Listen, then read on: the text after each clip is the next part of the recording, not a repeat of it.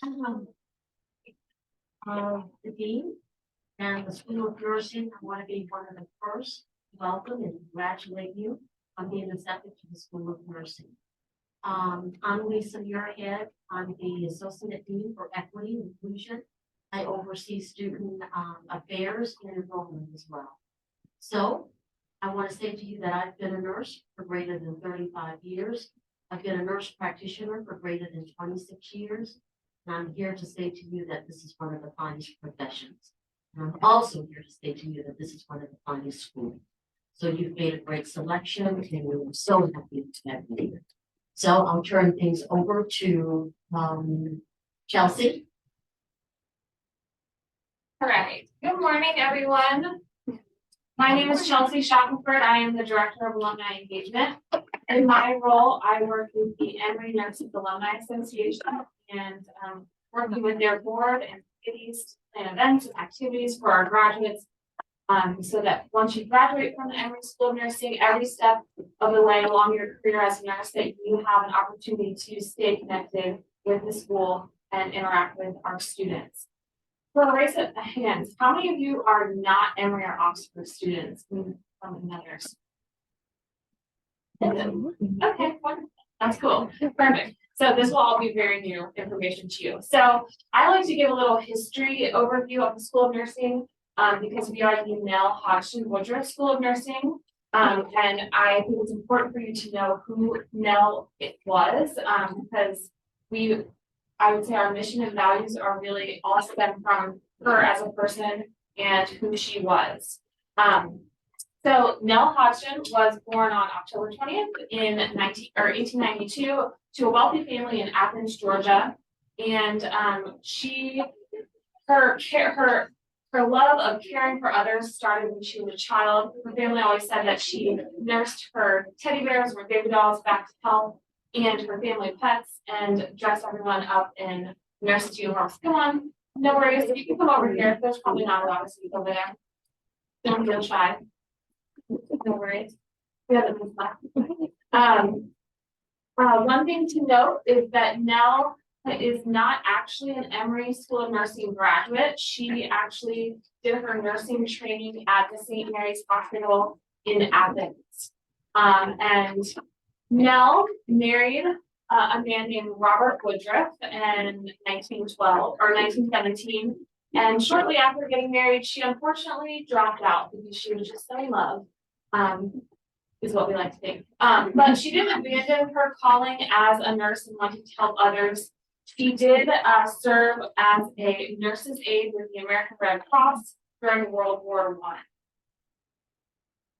She also, in 1954, was appointed by President Dwight D. Eisenhower as an official United States delegate of the World Health Organization assemblies in 1954 and 1955. And it was at the World Health Assembly in 1954 where Nell hosted her first Coke toast. So Coca-Cola, I'll get into that in a second.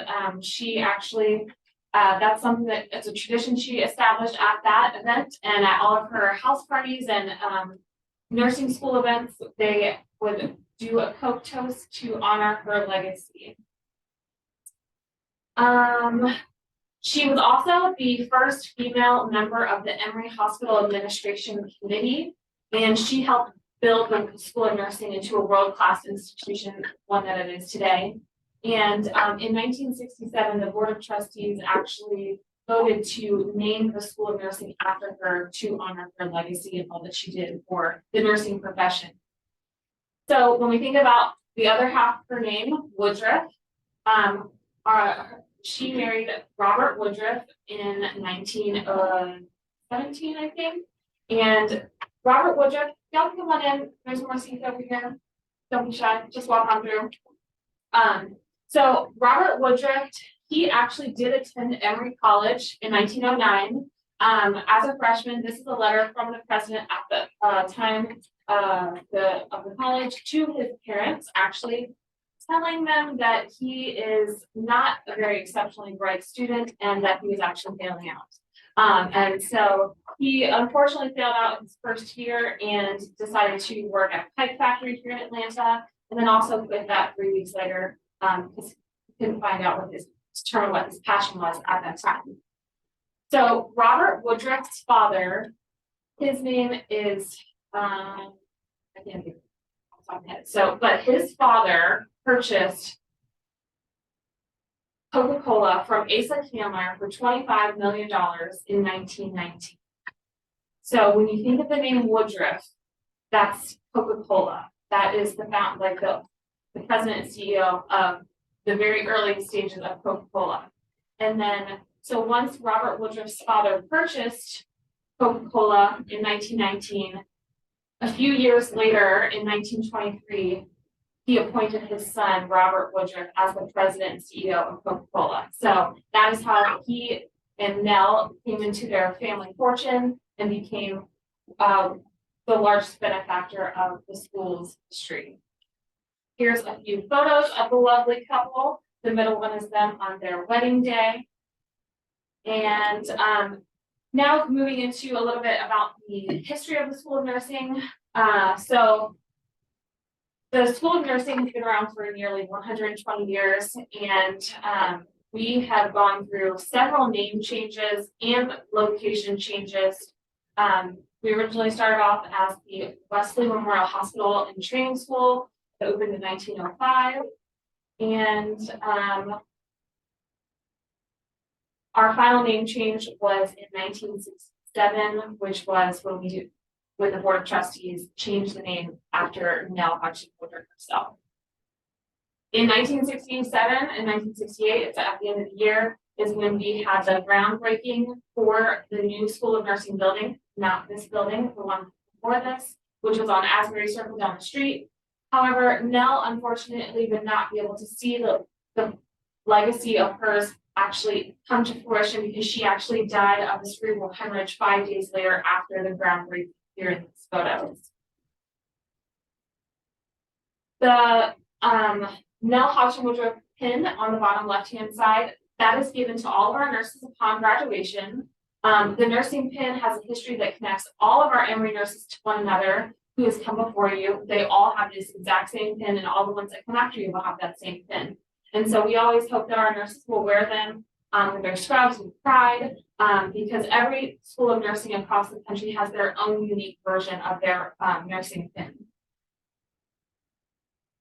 Here's a picture of the second graduating class in 1907, and the reason why I wanted to show this is because I'm excited for you all that your attire is no longer what they had to wear. So they had to wear blue striped gingham dresses with Victoria lawn aprons. They had bishop's collars and straight cuffs, as you can see there. And on the right-hand side, that's a list of our first 15 graduating years.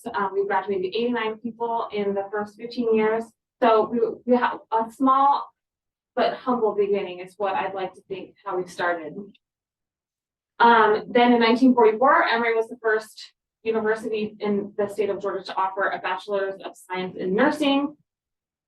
In 1949, Nell herself actually presented the first Silver Bowl Award. The Silver Bowl Award is our highest honor that a student when you graduate can receive. And so I would like to think that one day one of you will receive this very high honor. And actually in this, Nell presented it for the first time in 1949 to Mary Hall, who actually became a faculty member here at the School of Nursing.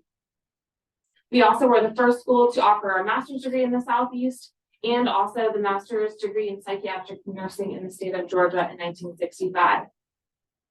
In 1963, Allie Saxon and Verdell Bellamy were the first African-American students to that were admitted to Emory College, and they joined the nursing program. And Dean Ada Fort, who's pictured on the right, she was actually very instrumental in integrating the school and ensuring that we are recruiting nurses that look like the patients that we serve. And then we also have in 1979, the Woodruff family gave a transformational gift to Emory University. They gave $100 million to support student scholarships and recruiting faculty. And this was actually the largest gift to any institution in higher education in American history at that time. So we're very thankful for the Woodruffs and all of their philanthropy.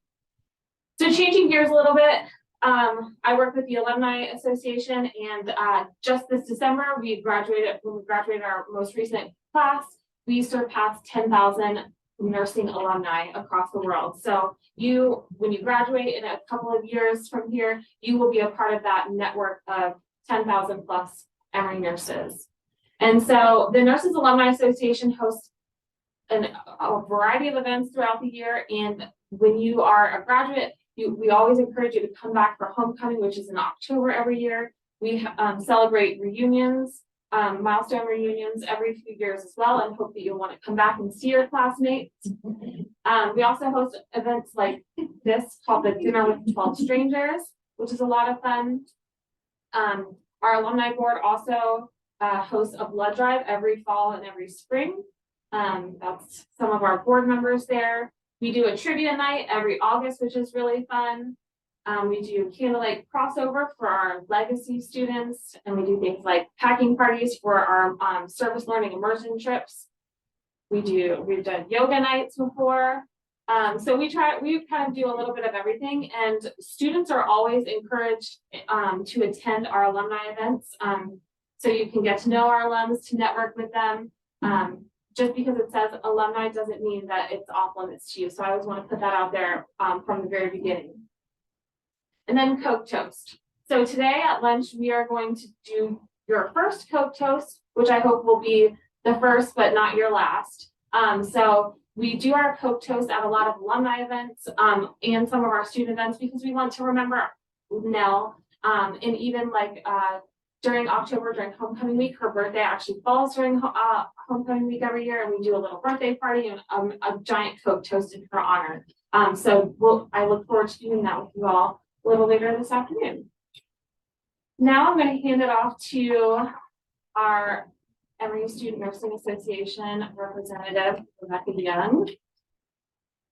Or Rachel Young, sorry. Here we go.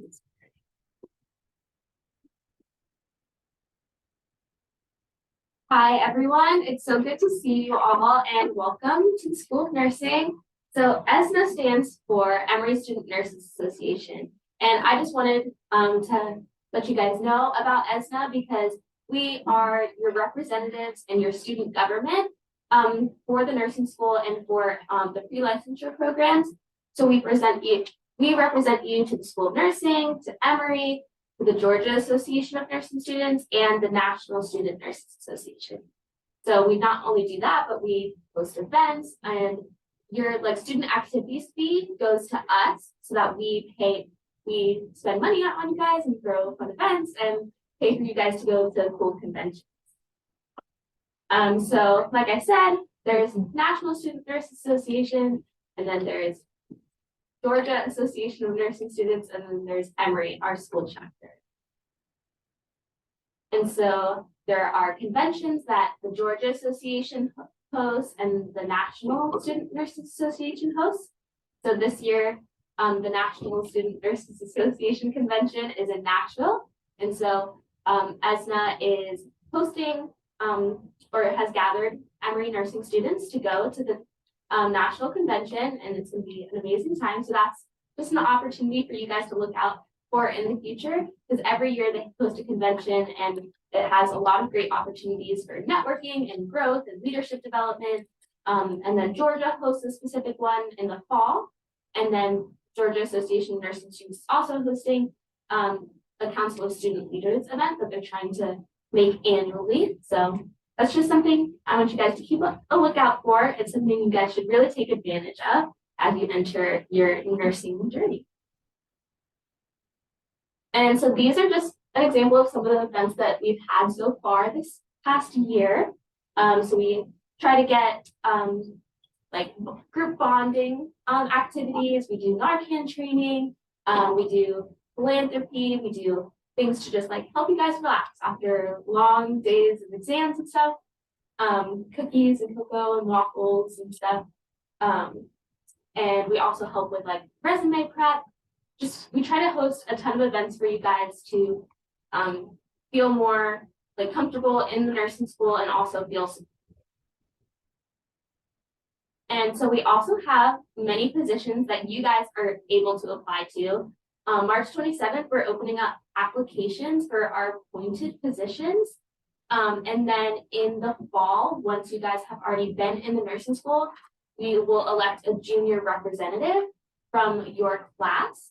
So we will be sending out the applications on March 27th. So just keep a lookout in your emails for the appointed position opportunity.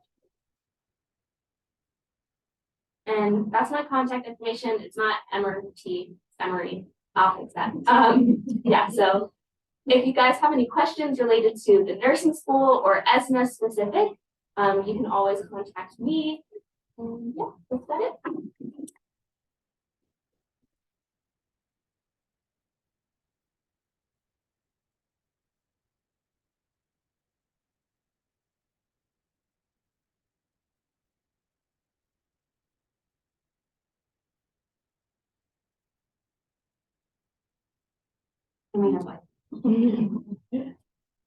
Well, good morning, everyone. I am Katie Kennedy. I'm the Senior Assistant Dean of Admission and Financial Aid here at the Hudson Woodruff School of Nursing. And I'm very thankful that you guys opted to spend a beautiful Saturday morning here with us learning more about the BSN program. Our goal for you today is to make you even more excited about entering nursing as your profession and answer any questions that you have. Victoria McKinney is here with me today. She is going to be your program administrator once you enroll in the BSN program, and we are here simply to answer any questions that you guys have. I know you went on a quick building tour this morning in your first session, and then after this session, we'll have the opportunity to hear from some of your peers as far as students are concerned. So save some of those student questions for them, but we're here to answer any questions that you guys have. Dr. Muirhead, you heard from opening this session, will also be with us this morning. So you guys can just answer away, or ask away, I should say. Got a microphone coming to you. So I just have some questions about financial aid. Okay.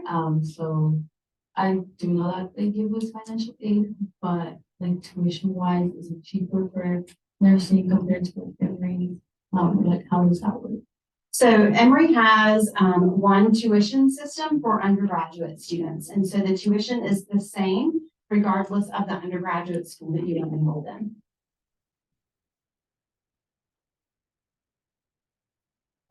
Hello, I was wondering about how accommodations work in tangent with the School of Nursing. Great question. So students who have accessibility, who have worked with the Office of Accessibility Services previously, can continue to work with our Office of Accessibility Services, and they will then partner with us to make sure that we have all of that necessary information. And then we have a team member within the Office of Enrollment and Student Affairs who will be your advisor and advocate to work through all of those necessary items with you. We definitely make every effort to accommodate them with a need like this. And when can we expect to see the estimated financial aid package? It's a great question. So it's going to be one of two answers. So if you are a current Emory or Oxford student, your financial aid packages will be available after the spring semester concludes. If you are not a current Emory or Oxford student, it should be working on that at this moment and have it ready for you in the next week or so. As long as you have completed all of the financial aid paperwork. You need to give that caveat. I had a question in regards to housing, and if you become a commuter, does that mean that you won't have, like, your grants and scholarships will be reduced if you become a commuter? I believe your financial aid will be packaged based on how you complete the FAFSA for the 2023-2024 year. So just make sure that that's accurate. And they will package you appropriately based on that. Hi, I have a question about how does the federal work study work? It's a great question. So when you fill out your FAFSA and it gets to Emory, the main financial aid office will review you for eligibility for federal work study. If you are eligible for it, they will award it to you. You can then accept or decline the award. If you accept the award, usually in early August, you'll get a notification to log on to the job board where all the available federal work study positions are posted. You would apply for the jobs that you were interested in, and then those departments would then contact you should they want to interview you or hire you for that position. If you are awarded work study and you decline it, it is literally the only thing in your financial aid package that if you decline, they cannot re-award it to you should you change your mind later. So just be very cautious if you say, oh, I don't think I want to work, because you just can't get it back. You can decline grants, loans, anything like that, and it can be given back to you, except for work study. You're welcome. Hi, when is the deadline for FAFSA on the It has, the FAFSA will stay open through the whole academic year. But to get a package, I would say, if you have not sent your FAFSA to Emory yet, it would probably take 6 to 8 weeks to get the FAFSA and sent to Emory.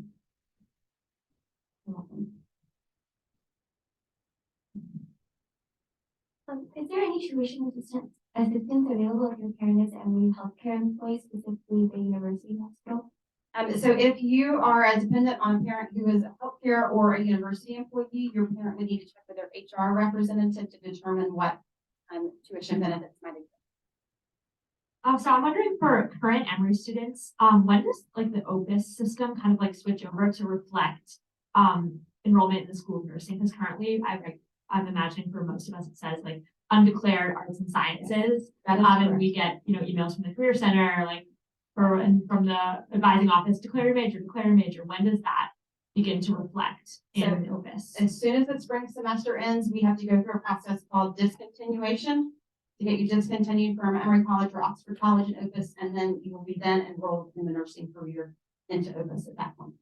We just have to wait for spring to end. Otherwise, it messes with too much of the current stuff.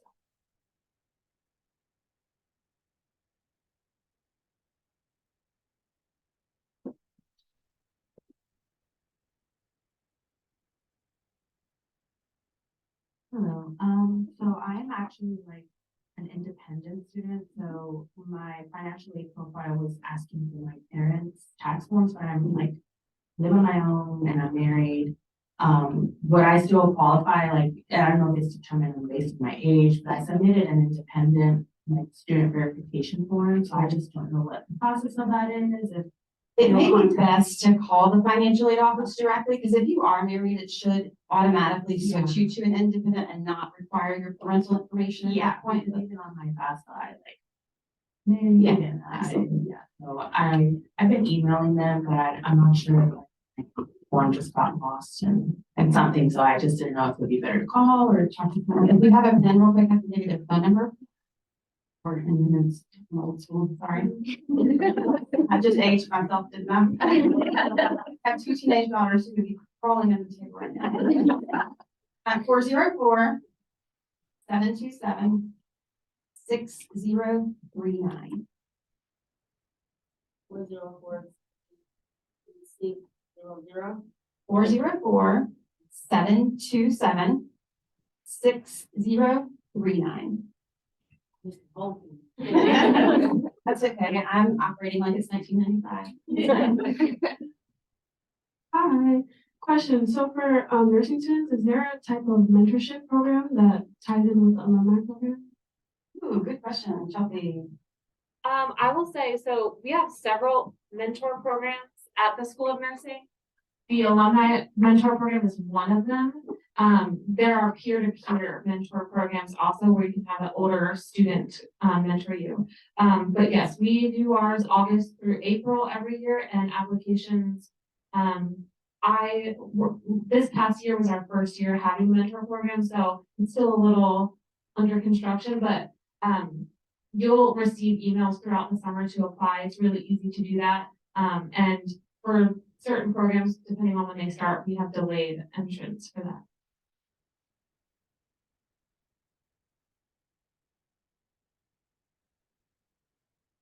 I was listening and I heard everything about the Georgia State. How does Student Nursing Association, how does that work for out-of-state students?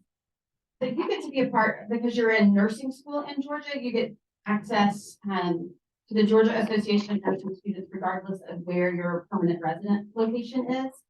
Once you graduate from the BSN program and start working as an RN, the state that you then get licensed in will likely have a professional nursing organization. This is just the student nursing organization that you're invited to be a part of based on the fact that Emory's in Georgia.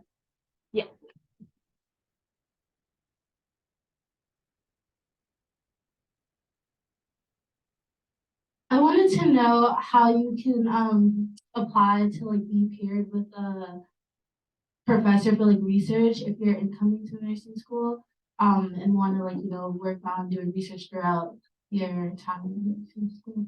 There's going to be two different options for that. So one is through the BSN Honors Program, which we will send the applications out for that on May 1st this year. And so that will be where you have a formal, honors thesis that you will work on with one of our research faculty members. The other option is to just look at our faculty research page and see which faculty have research in the area that interests you, and to reach out to them to see if they're hiring student workers for the upcoming academic year. And do you have to have prior research experience to do the honors thesis? Okay. Thank you. You're welcome.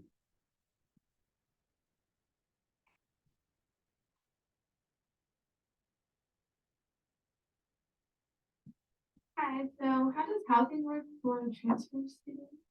A great question. So Emory does not guarantee housing for any upperclassmen students, regardless of if your first 2 years were at Emory or your first 2 years were at John Doe University, wherever. So you can apply for on-campus housing. Just know that you could potentially be placed on a wait list at first. But a lot of our students are going to live off of campus, but technically off of campus is literally across the street. There are lots of apartment complexes a mile or two around here. I would also encourage you to join the BSN Facebook page to see what other students are doing, and then in the student panel session get their more probably accurate advice than my old lady advice.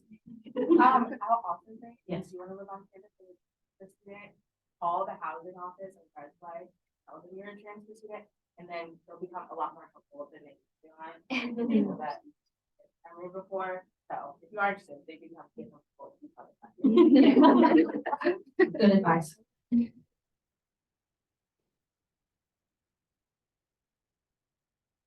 So during our tour, the tour guide talked about study abroad program. So would that be a part of the nursing program, like an option, or would that be more of an extracurricular activity?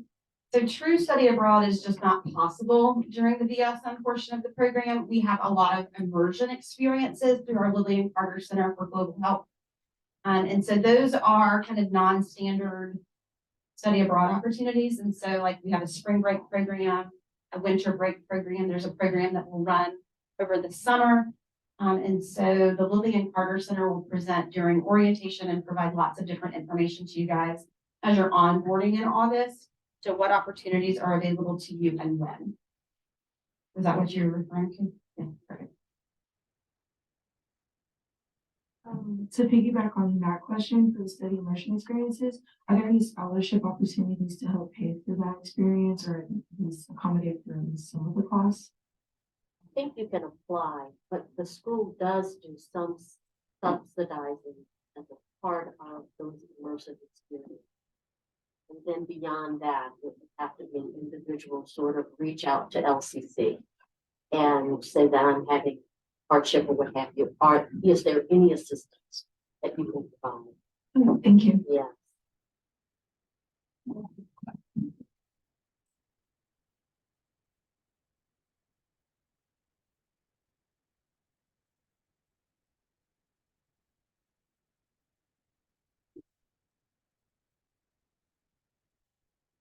So like getting into the future, I know it's like 2 years from now, but let's say you pass your boards, and you're an out-of-state student, would you have to take like the NCLEX twice, or do you get like a different license, for a different state? That's a great question. And when you all pass the NCLEX, when, right? And so the NCLEX is a national examination, and so passing the NCLEX will allow you to get licensed in whichever state you wish to get licensed. I will put in a shout out that it is in your best interest to get a compact license. to start, because that's gonna cover you in like 90% of the states. To where if you move to another compact state, you don't have to reapply for licensure. Whereas if you just applied for a Georgia standalone license and you moved to a different state that wasn't a part of the compact, especially, you would have to apply for a separate licensure, and that process is tiring. It used to be, but they function on reciprocity. So if you pass one state, board exam, the NCLEX exam, it's really just an application process. It may take a little bit, like you might want to do that in advance, but you don't have to repeat the test, which is the most important thing. Yeah. Your goal is to take the NCLEX one time.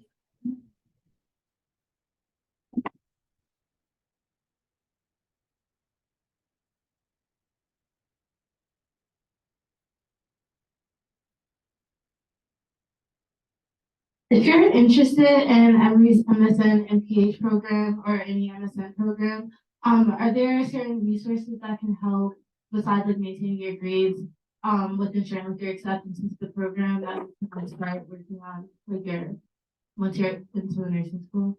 A great question. And so for any of our BSN alumni who apply to our MSN program, we obviously are going to give those students priority. Now, not all of our MSN programs can you come straight in from your BSN. Some of the specialty areas are going to require some work experience. And so we would just want to have some advising conversations with you as you get to the point of thinking about that, just to make sure that we were setting you up on the right timeline. As far as the MPH program is concerned, I would encourage you to speak with Rollins to see what they're looking for as far as their application process is concerned. But I would say as long as you had performed well as a BSN student, been involved as a student during the BSN program, that I wouldn't see any red flags for you being admitted into the MSN program. Do you also know if they take into account like any involvement you have outside of school, whether that's like through like internships or community-based, like doing like healthcare work? Yeah, I mean, we would ask for a resume as part of the application process and would want to see all of that. Okay, thank you. You're welcome.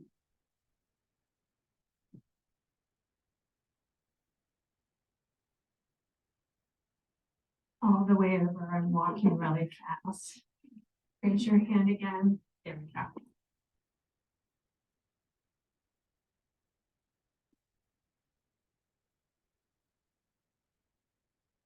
Hi, I have a question about transfer students. If we've already taken classes that we've taken at the college before, but we're told we have to retake them, how do we go about clarifying that?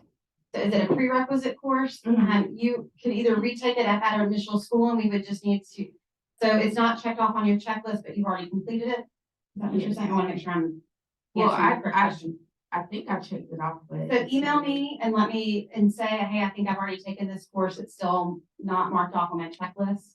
And I'll be happy to double check that for you. I'm Katie with an IE, Kennedy, like the president, at emory.edu. Kennedy at emory.edu.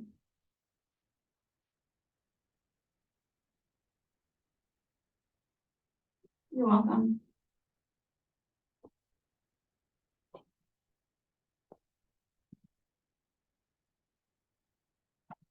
Hi, I have a question regarding like prerequisites. So like what day do we have to have all our final prerequisite transcripts submitted? Because I have like one class I'm currently in right now that's left. So like what day would I have to have the prerequisites submitted by? That's a great question. Any items on your application portal checklist that have a red X beside them, we would need proof of completion or transcripts or whatever it is into our office by August 23rd, 2023, which is the first day of class. Otherwise, you'll get an email from me that won't. I don't want to say it's a very nice email, but it might have some consequences attached to it. Is it August delay? 23rd. My question is that we can't initiate, can we, like roll over our acceptance letter to the next semester? No, ma'am. Okay. You'd have to reapply. So it's important to get it done by August 23rd. Okay, and August 21st is orientation. So while we're marking dates on our calendar, let's mark August 21st and August 23rd. 21st is orientation. And the 23rd is your first day of class. You don't want to miss the first day of class.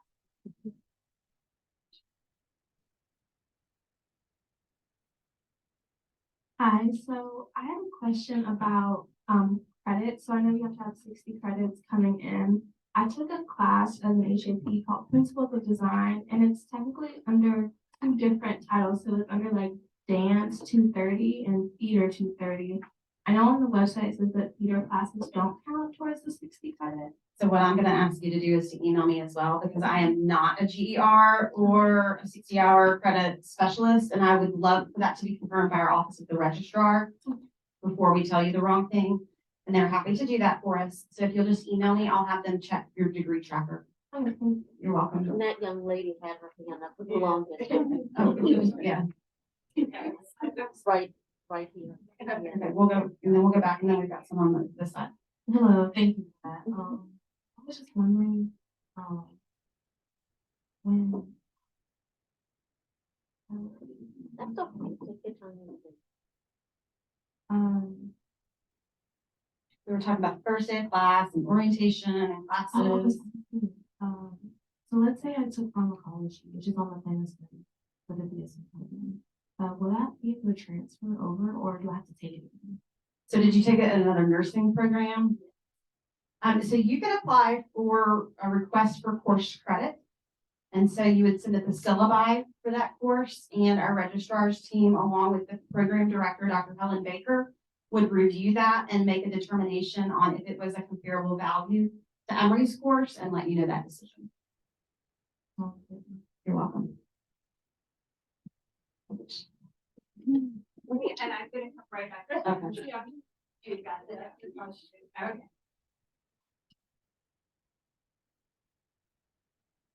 If you don't drive and you end up getting a clinical location that's kind of far, who's the best person to contact if you need like financial assistance for that? Or is there any way to get like a closer location for preference? So you can definitely let the clinical compliance team know that you don't have a car and you would need to be likely placed with a group that you could carpool with, or that you could be on the Emory shuttle system with. It's very difficult for us to provide financial resources to travel to clinical sites. Okay, thank you. You're welcome.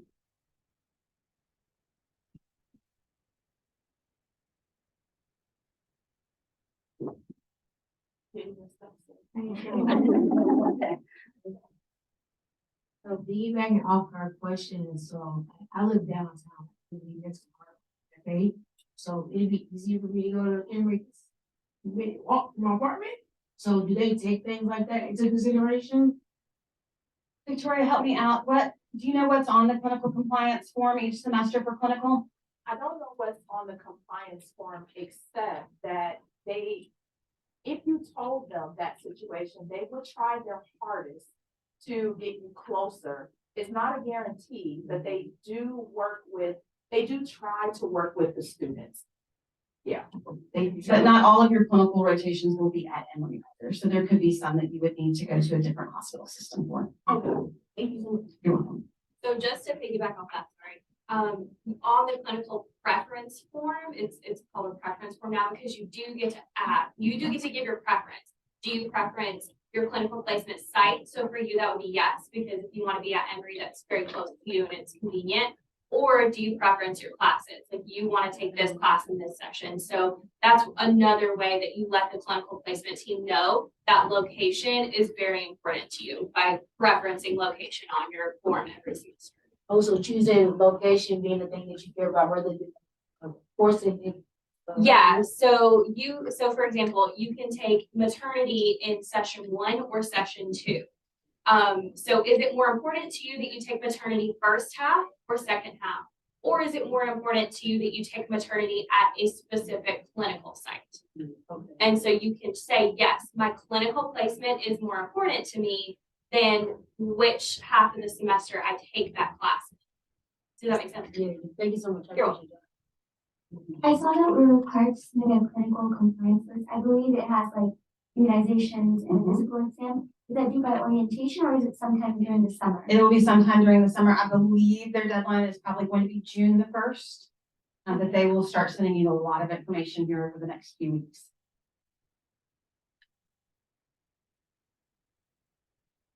I was wondering, when are you guys gonna have the financial aid offers, like, sent to us? So, if you are not an Emory or Oxford student, they should have that to you here really soon. If you've already completed all of your paperwork for 2023, 2024. If you are a current Emory or Oxford student, it will be done after the spring semester ends.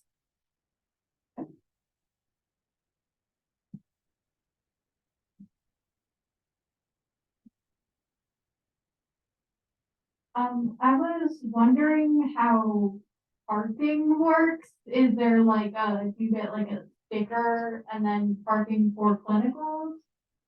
Or is that like specific? It is site specific to my knowledge. Student parking, there are several different options that you can apply for campus parking.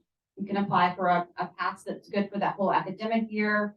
You can apply for some that give you a certain number of swipes into a specific location. There's lots of different options. So, sorry, about parking, you'll get a lot more information about where your classes are held when we do your campus page, which is your orientation page, because we do have two buildings. We have this building, the School of Nursing, which requires a valid parking pass from the parking office. But we also have the ENLC, the Emory Nursing Learning Center, that's in Decatur. You might have your first semester classes there, and that doesn't require a parking permit. So we don't know where your classes are going to be held yet because we don't have the fall calendar. But we will let you know as soon as we know, and then we'll give you more information on parking. Okay, thank you. You're welcome. Ashley, is there any cost of parking at the ENLC? No, so No- the no parking, cost. and it's important to know because you will be going to ENLC regardless of if your lecture classes are here, because the ENLC is where your simulation and your lab happens. So you will be going there regardless. There is no parking permit required. There's no cost. When you get your Emory, you should all have your Emory student IDs already unless you're transfer students, and you'll get those at orientation. But your Emory student ID will be coded to get you into the nursing center, the nursing learning center. And so you need that to get into the parking garage and to swipe into the building. And everything in that building is like swipe access only. So it's really important you have your student ID with you at all times when you're going to the nursing learning center. But it's just good to keep that with you at all times, just regardless. So you have it with you, you don't lose it. But that's ID swipes to get you into the garage. So it will display your name and say, hello, welcome. And then when you exit, it will say goodbye. So yeah, that's how you get into the parking and the building there. And you'll get very detailed information on that too, very detailed, so you don't have to remember everything. Okay, thank you. So I was able to complete a minor at my current university, and I was just wondering if, if their minor requirements match with my current universities, is it possible to get that credited as well? So the nursing school is not able to grant minors as a part of your BSN degree.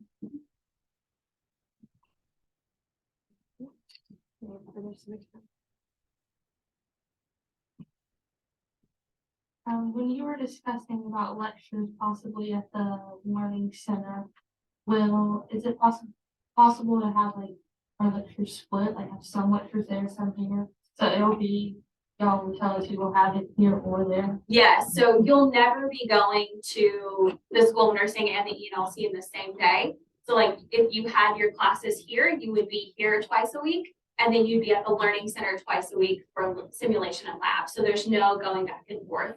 And if you don't drive or have a car, you can take the MARTA there. And then we also have our Emory shuttle that goes to the Nursing Learning Center. So we have transportation for you if you live on campus and you need to get over there. Thank you. You're welcome.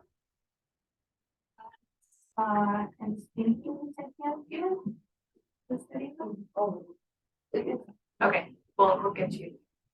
So this is very forward thinking, several years down when we graduate, but when we do graduate from the nursing program, how are nursing students kind of supported in that transition to get a job post graduation? That's a great question. So we have, within our Office of Enrollment and Student Affairs, we have a career services department. And they actually will start this conversation with you from semester one about building your resume, building your cover letter, interview skills, offer mock interviews. We do career fairs every semester. We'll do career fairs that are specific with opportunities that you can do between the summer between your first and second year of nursing school. And then we'll definitely help you with those residency applications before you graduate in May of 2025. And I'd have to say that Emory Healthcare really do value our students. Another plug for Emory Healthcare, if you're open to staying in the Atlanta area and working and you have student loans, Emory Healthcare offers their RNs $100 a month in loan repayment up to $10,000.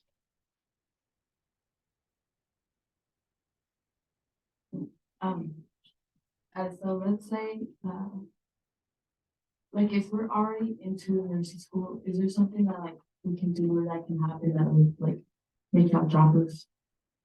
So if you've already been accepted, you're trying to determine what could potentially happen to make us revoke your Our acceptance. transcript, or based on what I saw on the portal, it hasn't been like updated.